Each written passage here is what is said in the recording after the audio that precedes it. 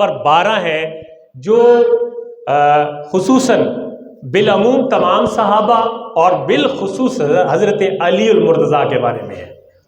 قرآن کریم ارشاد ہے یا ایھا الذین آمنوا، اے صاحب ایمان لوگو، اے ایمان والو۔ کوئی خصوصی طور پہ نبی پاک صلی اللہ علیہ وسلم کے ادب، تعظیم اور احترام کی اگر بات ہوتی ہے نا تو قرآن کا اسلوب بیان یہ ہوتا ہے کہ یا ایھا الذین آمنوا، ایمان والوں کو حضور کی تعظیم اور عظمت کی بات جب سنائی جاتی ہے تو ایمان والوں کو مخاطب کیا جاتا ہے۔ یہ بڑا ایک لطیف نقطہ ہے۔ اگر آپ سوچیں نا کہ جب بھی اللہ نے اپنے رسول کی عظمت کو ظاہر کرنا ہوتا ہے تو اللہ فرماتا ہے یا ایھا الذین آمنوا، یعنی ایمان جن کے سینے میں ہے وہ حضور کی عظمت، احترام اور تعظیم کرتے ہیں۔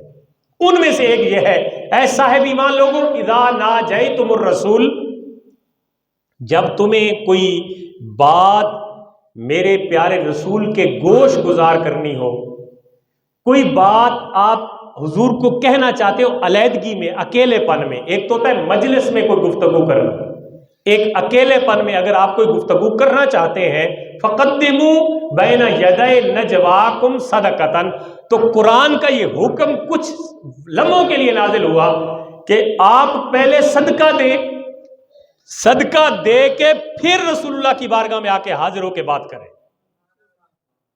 پہلے صدقہ دیں اور پھر آ کے آپ رسول اللہ کی بارگاہ میں مناجات کریں۔ اب یہ حکم نازل ہو گیا۔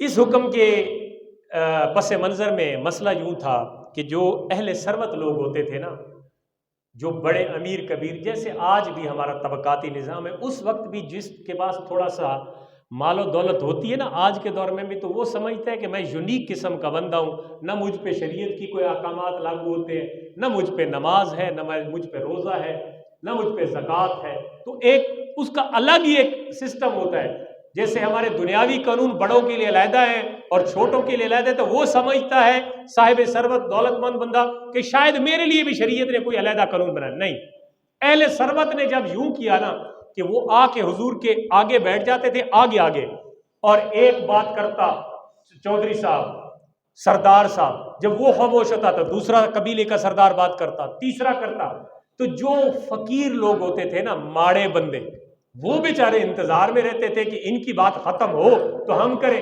کیونکہ یہ بھی ہوتا تھا کہ چنگے بندے دے سامنے کوئی بول پوے ماڑا تے اودی دے اخیر ہو جاندی ہے بعد وچ، وہ اس ڈر سے بیچارے خاموش رہتے، ان کی باری بھی نہیں آتی تھی، وہ اپنی باتیں جو امیر لوگ ہوتے کرتے۔ اللہ فرماتا ہے نہیں، میرے محبوب کی بارگاہ ہے، یہاں پہ فقیروں کو پہلا مقام ہے، امیروں کو دوسرا مقام ہے۔ یہاں پہ پہلے فقیر بات کریں گے پھر امیر کریں گے، امیروں کی اپنی دنیا، وہ کہتے ہیں پہلے ہم۔ اللہ فرماتا ہے نہیں، پہلے وہ جو میرے محبوب سے دل سے محبت کرتے ہیں۔ اب جب ان کی مناجات کا سلسلہ طویل ہوا نا، اللہ نے فرمایا اچھا تم میرے نبی کو بار بار ان سے باتیں پوچھتے ہو اور غریبوں کا حق مار رہے ہو کیونکہ تم وڈیرے ہو دنیا میں، تو پھر یوں کرو، اب جو بات کرنی ہے نا تم نے، پہلے صدقہ دے کے آؤ پھر بات کرو۔ ہر بات کرنے سے پہلے صدقہ دو گے، جو بھی بات کرو گے پہلے صدقہ دو گے، اور 1 دینار کا صدقہ دو گے، صدقہ دو گے۔ پھر جب یہ حکم نازل ہوا نا تو بہت سارے بندے پیچھے چلے گئے، بہت سارے بندے پیچھے چلے گئے۔ تو یہ حکم نازل ہوا، اب کچھ تو ڈر کے مارے نہیں گئے کہ کہیں کوئی اور حکم نازل نہ ہو، اور کچھ انتظار میں رہے کہ چلو غریبوں کو بھی موقع مل جائے۔ اللہ تعالیٰ نے آگے چھوٹ دے دی، فرمایا ذالک خیر لکم واطہر، اگر تم صدقہ دے کے میرے حضور سے کوئی چیز پوچھو گے نا، کوئی مسئلہ پوچھو گے، صدقہ دے کے پہلے آؤ گے، تو پھر تمہارے لیے یہ بہت اچھا ہے، تمہارے لیے پاکیزہ بھی ہے، تمہارے لیے اچھا بھی ہے، تمہارے لیے نفع بخش بھی ہے اور فائدہ مند بھی ہے۔ اور فَإِن لَمْ تَجِدُوا، کوئی غریب بہت ہی غریب تمہارے پاس نہیں ہے تو فَإِنَّ اللَّهَ غَفُورٌ رَحِيمٌ، پھر اللہ بخشنے والا مہربان بھی ہے، وہ معاف بھی کر سکتا ہے۔ اب جب یہ آیت نازل ہوئی تو سیدنا علی المرتضیٰ اٹھے اور آپ نے 1 دینار صدقہ فرمایا۔ 1 دینار صدقہ فرما کے حضور کی بارگاہ میں پہنچے، فرمایا علی صدقہ کر کے آیا؟ عرض کی یا رسول اللہ 1 دینار صدقہ کیا ہے۔ فرمایا میں کچھ پوچھنا چاہتا ہوں۔ آقا علیہ الصلوۃ والسلام نے فرمایا پوچھو۔ کیا پوچھنا چاہتے ہو؟ تو حضرت علی المرتضیٰ شیر خدا نے تفسیر خازن، تفسیر مدارک اور دیگر مفسرین، بزرگ مفسرین، پرانے دور کے مفسرین جو آج سے تقریباً 800 سال پہلے، 1000 سال پہلے، 500 سال پہلے جو مفسرین گزرے، وہ لکھتے ہیں کہ حضرت علی شیر خدا نے 10 سوال کیے حضور سے۔ کتنے سوال کیے؟ 10 سوال کیے، اور آقا علیہ الصلوۃ والسلام نے ان 10 سوالوں کا جواب عنایت فرمایا۔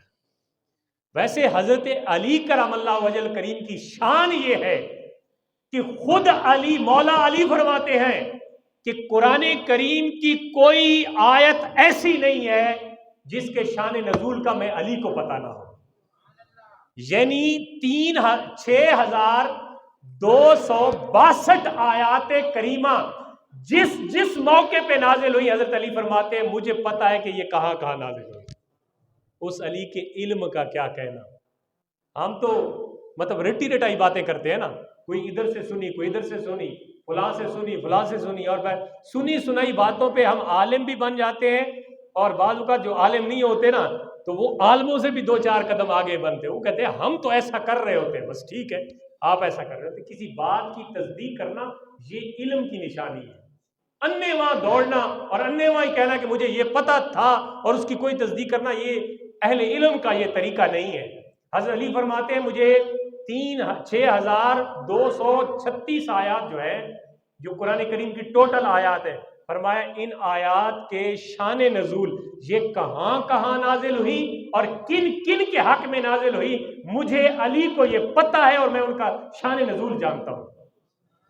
یہ علی کا علم ہے۔